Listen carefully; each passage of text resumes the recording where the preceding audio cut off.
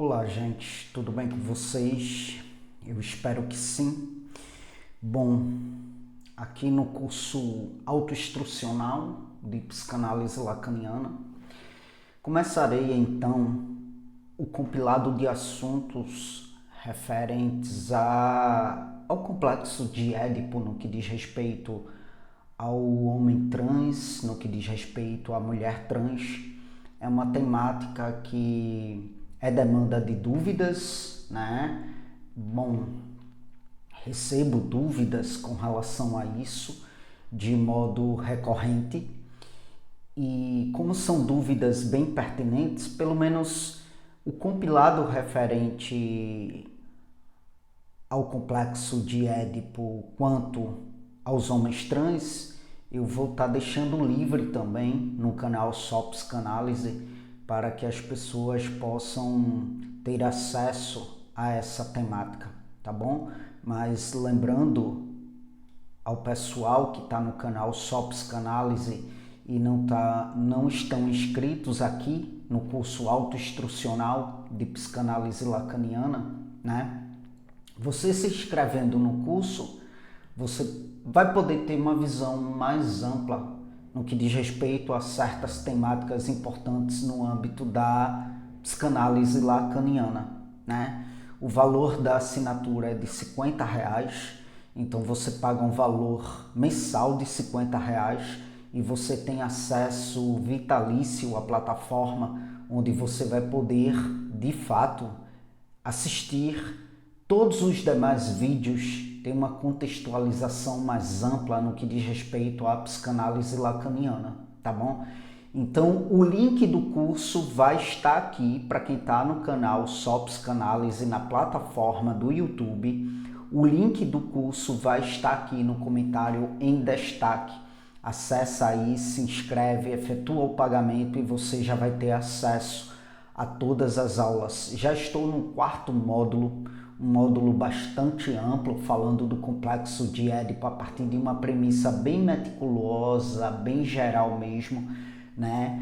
Mas tem outros módulos aí pertinentes, o 1º módulo, o 2º módulo, o 3º módulo, com temáticas mais gerais da psicanálise lacaniana, e eu venho cada vez mais afunilando. O próximo módulo já vou começar aí de modo minucioso a falar do seminário 1 de Lacan, vou focar no seminário 1 de modo meticuloso, né? E aí no módulo 2, ou melhor, no módulo 6, eu estarei falando do seminário 2 de modo meticuloso, de modo minucioso mesmo, né? Então, assim, clica aí no link que está no comentário em destaque, tá bom? Para que você possa, de fato, se inscrever no curso e por um valor de apenas R$ 50 mensais, você tem acesso de modo amplo à psicanálise lacaniana. É um curso contínuo, já que a psicanálise lacaniana é abarcada por infinitas temáticas, é um curso contínuo e por isso o pagamento é mensal, tá? Gente, sem mais delongas, falando aí do complexo de Édipo do garoto trans, né? E eu vou me tomar como exemplo para falar dessa temática, porque eu já estudei muito como que se deu, né? O complexo de Édipo, a minha vivência edipiana, né? Já analisei muito, seja no âmbito da minha análise pessoal, né? Com a minha analista, seja no que diz respeito a uma autoanálise e enfim. E também vou, claro, partir de uma base daquilo que eu escuto muito no meu setting, já que eu tenho vários pacientes que são garotos trans, né? Então eu faço um estudo, eu faço uma análise de fato da sua vivência edipiana, e aí eu vou trazer para vocês, já que não tem uma literatura aí na internet, no âmbito acadêmico, de modo minucioso quanto a essa temática no que diz respeito a garotos trans, né? Então eu vou trazer para vocês com base nos estudos que eu faço mesmo, certo? Com relação a essa temática. Vejam bem, a partir dos 4 anos de idade, começou de fato a surgir os primeiros sinais da minha transexualidade. Como eu falei para vocês, eu vou me usar como estudo de caso para falar do complexo de Édipo, tá? E eu vou me usar, mas isso também é representatividade para meus pacientes que são garotos trans, porque eu percebo que a vivência é muito similar. Então é a partir daí que eu parto da premissa de como que se dá de fato o complexo de Édipo no que diz respeito aos garotos trans, né? Então, como eu estava falando para vocês, os primeiros sinais da minha transexualidade de fato começam a partir dos 4 anos de idade, 3 anos, 4 anos de idade, né? Esses sinais começam a surgir com movimentos do tipo, por exemplo, fazer tudo aquilo que os meninos faziam, vestir tudo aquilo que os meninos vestiam, né? Ali começa de fato a formação da minha identidade e a formação da minha personalidade, né? E tudo que era atribuído a mim enquanto identidade, o que era imputado a mim para fazer parte da construção da minha identidade, meu aparelho psíquico rejeitava, né? Por quê? Porque de fato o meu aparelho psíquico não reconhecia aquilo como algo da dimensão da minha identidade. O meu aparelho psíquico acabava tendo aquilo como uma alteridade, algo contrário às minhas identificações. Então, o meu aparelho psíquico rejeitava. A essa rejeição, a gente dá o nome de disforia. Meu aparelho psíquico era disfórico quanto a tudo aquilo que a mim era atribuído para ser parte da construção da minha identidade. Um dos movimentos que eu tinha nessa idade e que eu não tenho lembranças claras, né, mas que eu pude de fato ter conhecimento de tal fato através das narrativas mesmo da minha mãe, né, era a dinâmica de, por exemplo, vestir a cuequinha do meu irmão. Tipo, minha mãe me dava banho ali, né, colocava em mim a calcinha e tudo mais, um short e uma camisa, mas ela conta que de modo involuntário, né, ou seja, sem ter consciência clara daquilo, eu ia escondido, ia lá na gavetinha do meu irmão, né, de cuecas e tal, e pegava uma cuequinha dele e vestia. E quando minha mãe menos esperava, percebia, né, que eu estava de cueca. Isso quando, sei lá, ela iria dar banho em mim de novo, que tirava a roupa, via que eu não estava de calcinha e sim com a cueca do meu irmão, né? Eu não entendia, óbvio, por que eu fazia aquilo. Eu não entendia de fato o que me fazia ter esse tipo de comportamento. Até hoje não me vem à mente a lembrança do que eu sentia, sabe? O que a calcinha, por exemplo, me provocava, né? Mas o fato é que eu tinha realmente esse movimento. Tive por algumas vezes, né, onde a minha mãe, percebendo isso, tentou ali me reeducar, me condicionar minha mente a não fazer aquilo, né? Por quê? Porque de alguma forma aquilo era errado. Eu não entendia o porquê que era errado, eu não entendia porque eu não podia, né? Mas eu passei a entender que eu não podia, né? E talvez eu assimilei ali que eu não podia porque aquela roupa não era minha, sabe? Mas eu não tinha em mente de que tipo, eu não posso vestir essa peça de roupa porque eu sou uma menina. Porque até então isso era muito confuso para mim, né?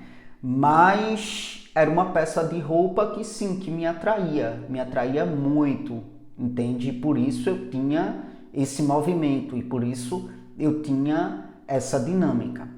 Essa ideia de ser uma menina, eu lembro que sim, era algo de fato muito nublado para mim, sabe? Eu não tinha consciência disso. Para mim essa ideia ela não estava tão clara, entende?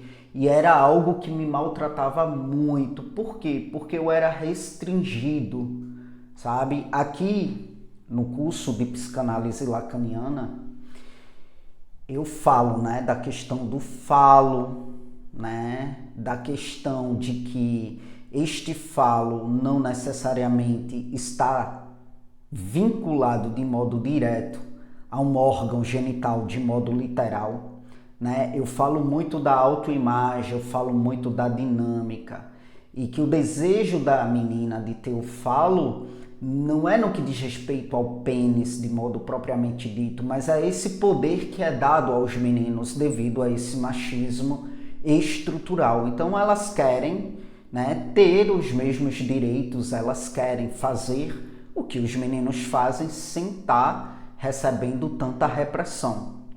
Então o que é que acontece? Era algo que me maltratava muito, porque assim, eu era muito restringido e o sofrimento era maior porque eu já me percebia um menino. Não é que eu me sentia uma menininha e queria poder fazer coisas e o fato de ser reprimido porque era uma menina, isso me maltratava. Não, me maltratava mais ainda porque eu já me sentia um menino e não podia me comportar como tal.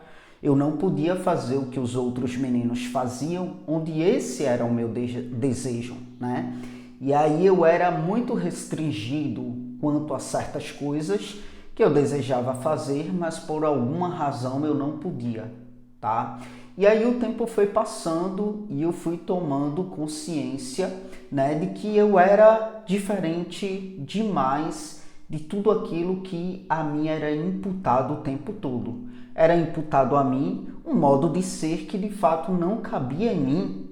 Eu era muito amargurado na minha infância, né? Muito amargurado, tinha muita dificuldade com escola, né? Demorei muito para começar a ir para a escola, porque de fato existia uma amargura em mim que me fazia só querer, de fato, ficar em casa, de não ir para a escola, porque ali eu me deparava com uma realidade que era muito dolorida para mim, né? As professoras ali querendo imputar em mim coisas que não eram sobre mim e eu não podia fazer o que eu queria na escola, né? Que era brincar com os meninos, fazer coisas de meninos, né? Enfim, eu era muito restringido quanto a roupas. Desde muito pequenininho minha mãe falava que eu já tinha aquela inclinação para querer roupas totalmente diferentes daquelas que ela atribuía a mim, que ela imputava a mim, adereços no cabelo, né? Ela conta que muitas vezes eu tinha um cabelinho liso, grande, né? E ela amarrava o meu cabelo e botava às vezes 2 xuxinhas e tudo mais. E quando ela me deixava na escola, né, a troco de muito sacrifício, porque eu chorava muito, eu me jogava no chão para voltar para casa, não queria ficar na escola, né, mas acabava ficando. E aí ela conta que quando ia me buscar, eu já estava, né, com o cabelo solto, tirava com raiva aqueles adereços, jogava na bolsa, né? A mesma coisa com relação a várias outras coisas, brinquedos que eram imputados a mim, que não era sobre mim, eu não queria. Eu queria brincar com os brinquedos do meu irmão, de fato, que era algo que me atraía mais, né? Carrinho, bola de gude, jogar bola, boneco, e enfim, não queria. Tinha uma verdadeira aversão a ficar brincando de casinha, de boneca e tudo mais. E o meu pai também me condicionou, tentou me condicionar muito a isso. Tanto que ele sentava comigo, né, para brincar de boneca. Ele armou uma casinha de boneca no meu quarto e tudo mais, tentando de fato me reeducar, me condicionar, porque sim, eles já notavam ali alguma coisa diferente e eles pensavam que me condicionando a minha mente aquilo que era sobre menina, sobretudo na época, né? Hoje em dia a gente já tem uma flexibilidade maior, uma desconstrução maior com relação a esse lance de roupa, de brinquedos e tudo mais. Mas na minha época, ali na década de 90, isso era tudo muito definido, né? Brinquedos de meninos, brinquedos de meninas. Então, como eu me sentia um menino, tudo aquilo que era de menina e que era imputado a mim, eu tinha aversão, né? Porque eu queria brincar com aquilo com que eu me identificava, né? Brincadeiras na escola, como eu falei, eu não podia estar perto dos meninos, né? Porque naquele tempo era algo mais carrasco, né? As professoras brigavam e reorientavam para eu brincar com meninas, e eu não queria brincar com meninas porque eu não achava nada daquilo interessante, eu não me identificava com aquilo, né? E com isso eu tendia a me isolar na escola, né? Tanto que minha mãe conta, na alfabetização mesmo, muitas vezes ela ia me buscar e quando ela chegava, minha professora estava lá comigo no colo, enquanto as outras crianças brincando, né? Se divertindo e tudo mais. Eu ficava lá isolado e a minha professora, com pena de mim, acabava me pegando lá na cadeirinha, me botava no colo até minha mãe chegar. Né? A mesma coisa na hora do recreio, eu mal saía, muitas vezes quando saía, tentava ficar perto do meu irmão, né? Para me sentir menos deslocado do contexto, vamos dizer assim. Altas vezes, inclusive, saía da minha sala e ia para a sala do meu irmão, porque talvez eu encontrava ali algo que me identificava, eu encontrava ali algo que me fazia sentir mais à vontade estando perto dele, entende? Já que o tempo todo no contexto escolar era atribuído a mim que eu teria que brincar com meninas, né, e não com meninos. Então era muito amargurante isso para mim, muito sofrimento. Então a escola de fato era um terror para mim. Hoje eu percebo, eu achava na época que era porque eu não gostava de estudar, eu não tinha tudo isso muito claro na minha mente, depois de muita análise e tudo mais, é que eu tenho muito claro na minha mente o que é que acontece, né? Tanto que hoje eu adoro estudar, sou louco pelos estudos, né? E enfim, e na época eu achava que era porque eu não gostava mesmo de estudar, de escola, e não era isso, era porque o contexto era potencialmente desagradável para mim. Eu me percebia muito menininho desde criança, né? Desde muito criancinha, desde quando de fato começou a formação da minha personalidade. E aí as coisas começaram a se clarificar na medida que, sim, que eu queria estar com os meninos, brincar com os meninos, fazer o que os meninos faziam, tirar a camisa, jogar bola, e aí começaram as repressões e as verbalizações do tipo: você não pode fazer isso, você não pode usar isso, você não pode se sentar desse jeito, você não pode, não pode, não pode, não pode.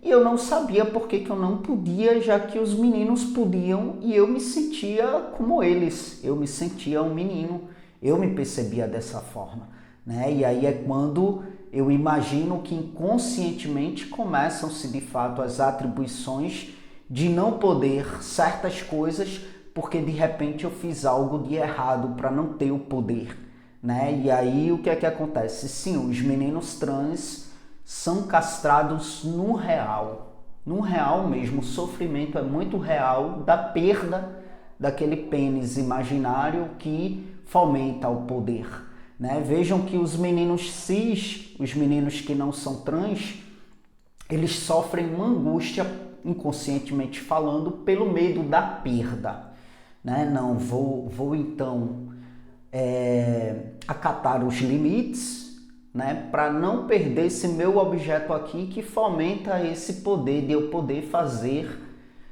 certas coisas que outros seres humanos lá, e aí referindo-se às meninas e aqueles que não têm o pênis, né? Aqueles que não têm não podem fazer, eu tenho, posso fazer, mas também eu vou ter cuidado, vou me atentar aos limites, isso numa dinâmica inconsciente, né? Vou me atentar aos limites para não ser restringido deste meu objeto aqui. Os meninos trans sofrem de fato a castração real, perderam mesmo o pênis, né? Se dão conta de que de fato não tem esse pênis, e o sofrimento é real, não é uma angústia, né? Então, algo no meu corpo me faltava, de fato, né? De repente algo ali no meu corpo me faltava, e como eu me sentia um menino e percebi que algo me faltava, então o sofrimento é real. Cara, eu fiz alguma coisa de errado, porque eu perdi, né? E é claro que eu tive acesso à imagem visual deste detalhe em outros corpos, até porque sim, eu tinha amiguinhos meninos, muitos amiguinhos meninos na infância, né? Claro que tinha minhas amiguinhas também na infância, só que eu me identificava com eles, não me identificava com elas, né? E tinha meu próprio irmão, né, com uma idade muito próxima da minha, mas o que acontece é o seguinte, ao analisar minha infância, visualizar este detalhe no corpo do outro, não provocava em mim a ideia de que eu não era um menino. Eu visualizava, obviamente, este detalhe no corpo do outro. Mas o que é que acontece? Eu só via ali um corpo diferente do meu, com um detalhe a mais. Mas imagino que aquilo não era determinante, né, para que eu pudesse entender que os meus sentimentos sobre mim estariam errados. Eu entendia que ali era simplesmente um corpo diferente do meu. Mas o que é que acontece? Isso foi clarificando-se a partir do momento que eu fui sendo restringido naquilo que eu queria fazer e ser, né? Não podia, era reprimido e a mim o tempo todo era determinado que eu não podia de fato. E aí começa-se sim a associação de que de repente se eu não podia é porque eu perdi algo aqui que me dava o poder de poder fazer, né? Aquele objeto ali corporal, isso, gente, tem uma dinâmica inconsciente, tá? Eu gosto de salientar sempre isso, eu não estou falando que a gente vive isso de modo consciente, isso tudo se dá numa dinâmica inconsciente, né? E aí o que é que acontece? Nessa dinâmica inconsciente começa a se clarificar, sim, se eu não posso, é porque eu não tenho esse objeto aí, e se eu não tenho esse objeto corporal, é porque ou eu perdi, fui castrado, alguém me castrou porque eu fui desobediente, fiz alguma coisa de errado e fui castrado, né? Ou ainda vai crescer, não cresceu ainda vai crescer e aí eu vou poder ter o poder, né? Quando viesse aí a ter este crescimento, eu iria poder fazer tudo o que eu queria, eu iria poder, né, ter a liberdade de me sentir como eu me sentia, sem repressões de fato, né? Então, gente, o vídeo está muito longo e para não ficar um amontoado de informações, eu vou finalizar aqui, mas lembre-se, isso tem continuidade, tá bom? Aqui no canal Só Psicanálise vai ter uma playlist, Complexo de Édipo dos Meninos Trans, onde eu vou estar falando só desse assunto, tá bom? E vocês aí do curso autoinstrucional de psicanálise lacaniana, também vou dar continuidade a esta temática aqui para depois falar do complexo de Édipo das meninas trans, que aí vai ser restringido, não vai para o canal Só Psicanálise, vai ficar só na plataforma do curso autoinstrucional de psicanálise lacaniana, tá bom? E aí quem quiser ter acesso de modo abrangente a todo o conteúdo, vem aqui no comentário em destaque e clica no link para você ter acesso de modo abrangente, tá bom? Mas é isso, vamos aí dando continuidade ao complexo de Édipo dos meninos trans. Então, assimilem isso, né? A castração dos meninos trans é muito real. É tanto que se você fizer, eu estou hoje aqui nessa performance social, né, de homem trans e tudo mais, e eu tenho uma visão muito clarificada, por exemplo, dos meus limites com relação às mulheres, por exemplo, né, de entender o não, sabe, de buscar de fato cada vez mais conhecimento para entender o machismo, para não reproduzir isso, porque elas não merecem. E por quê? Justamente porque essa castração real fomenta essa conscientização mais clarificada de que, de fato, a gente não teve esse poder, esse falo, né, vivenciado imaginariamente de modo muito estruturado, porque essa castração se deu de modo muito precoce e muito real, entende? Foi uma castração muito real que gerou muito sofrimento. Então os limites, eles ficam muito bem estabelecidos, muito bem simbolizados. Claro que quando há uma aceitação frente a essa castração, obviamente que pode existir, e depois eu posso até falar disso, garotos trans psicóticos, que de fato teve uma dificuldade muito grande para simbolizar essa castração real, né? E aí, de fato, se estruturou, a personalidade se estruturou com base numa foraclusão, entende? Eu estou falando aqui do garoto trans neurótico de fato, né? Que tem uma simbolização muito densa no que diz respeito a essa castração, inclusive tendo essa inclinação mais acentuada no sentido de que tipo não tenho poder nenhum. E eu não estou dizendo aqui também que os garotos cis têm esse poder, mas isso se estrutura imaginariamente de modo muito denso de que sim, de que eles são poderosos, que eles podem tudo, né? Inclusive se sobrepor a uma mulher porque elas não têm esse poder por não ter esse objeto corporal, né? E é por isso que existe o machismo sedimentado na sociedade estruturalmente, por causa desse poder imaginário, desse falo que eles não têm, mas desde muito cedo é ensinado que eles têm, né? Que os garotos podem tudo e o tempo todo as meninas sendo reprimidas. Não, você não é um menino, você não pode fazer isso, né? E aí, consequentemente, os garotos trans também, né? Porque não tem esse objeto corporal que denota que são meninos, e aí por muito tempo são tratados como meninas, né? E acaba assim sofrendo uma castração real e bem sofrida, né? E é isso, gente. Eis aí, tá bom? Mais uma explanação, mais uma elucidação, e é isso. Até as próximas gravações.